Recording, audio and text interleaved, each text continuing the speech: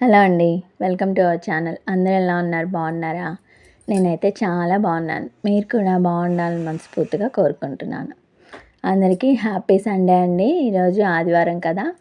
ఈరోజు మార్నింగ్ నుంచి నేను ఈవినింగ్ దాకా ఏ విధంగా మా ఇంట్లో ఈరోజు గడిచిందో ఈ వీడియోలో షేర్ చేయాలనుకున్నాను.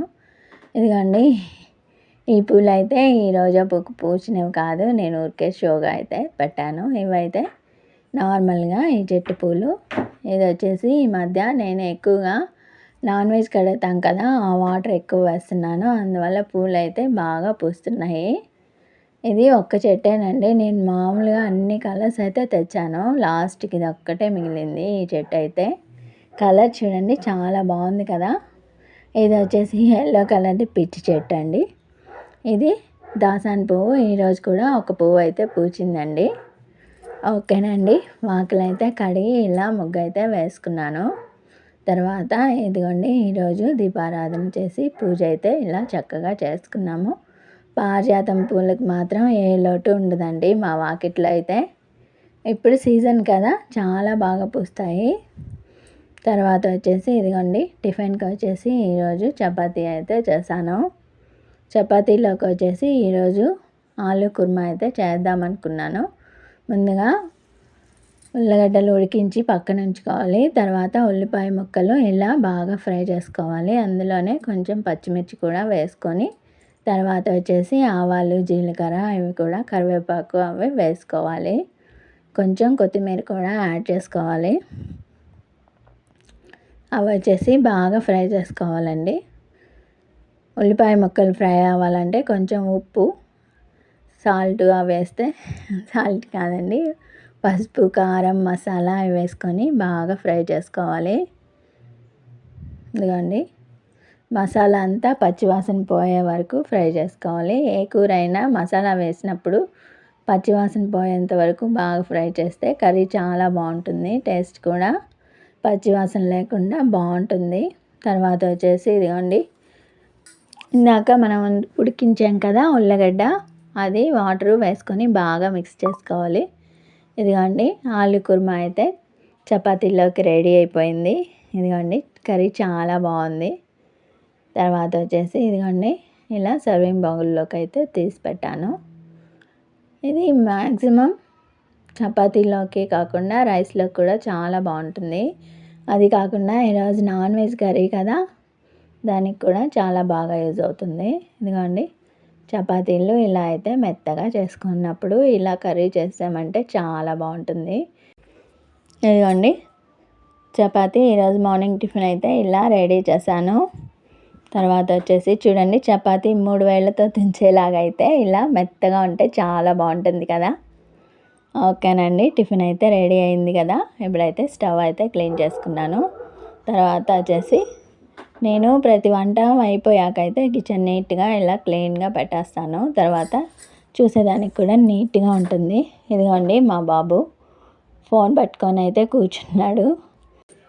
చూడండి, నేను ఇలా మరలా చెప్తున్నానైతే అనుకోవద్దు. ఈ వీడియో మా బాబుకి నేను తెలియకుండా అయితే తీశాను. ఇప్పుడు వచ్చేసి నేనేం చెప్తున్నానంటే, ఫోన్లో ఎక్కువ అడిక్ట్ అయిపోతున్నారు కదా పిల్లలు. మామూలుగా ఫోన్ని మనం జాగ్రత్తగా యూజ్ చేసుకుంటే మనకి చాలా యూజ్ అవుతుంది.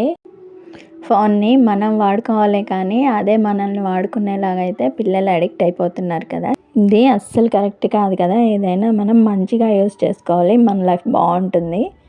ఓకేనండి, ఈరోజు వచ్చేసి స్నాక్స్ అయితే ఈవినింగ్ ఇలా అయితే చేశాను. దీని రెసిపీ అయితే నాకైతే తెలీదు, మీరే కామెంట్ చేయండి.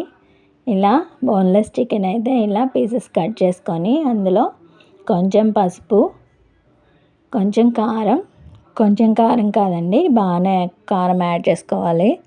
తర్వాత వచ్చేసి చూడండి, కొంచెం ఉప్పు వేసుకోవాలి. తర్వాత వచ్చేసి కొంచెం చికెన్ మసాలా, పెరుగు యాడ్ చేసుకోవాలి. అందులోనే ఉల్లిపాయ ముక్కలు కూడా వేసుకోవాలి. తర్వాత లైట్గా మిక్సీ పట్టుకోవాలి, మరి మెత్తగా అయితే వేసుకోకూడదు. ఇదిగోండి, ఇలా ఈ విధంగా అయితే వేసుకున్నామంటే సరిపోతుంది. మరి మెత్తగా అయితే వేసుకోకూడదు.